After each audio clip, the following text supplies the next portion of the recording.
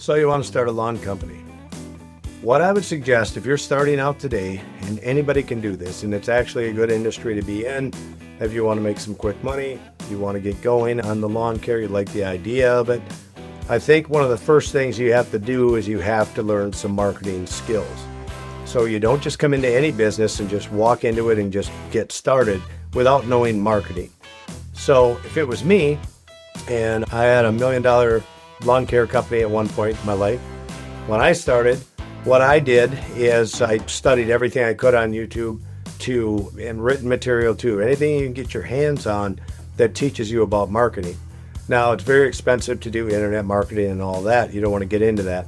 What I would do if I started out all over again, I would do door knocking.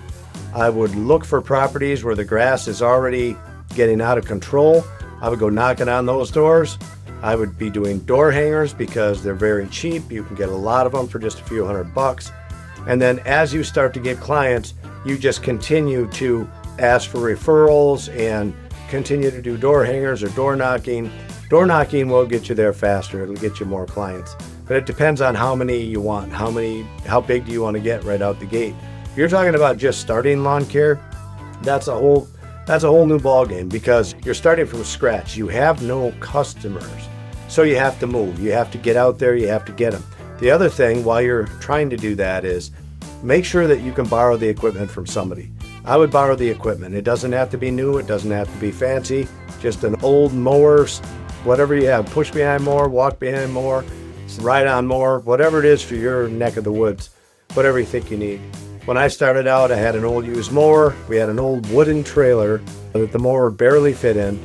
And we just painted that up and I just made the best out of it, what I could. Get yourself some nice stick equipment, some trimmers, a cheap blower, cheap trimmer.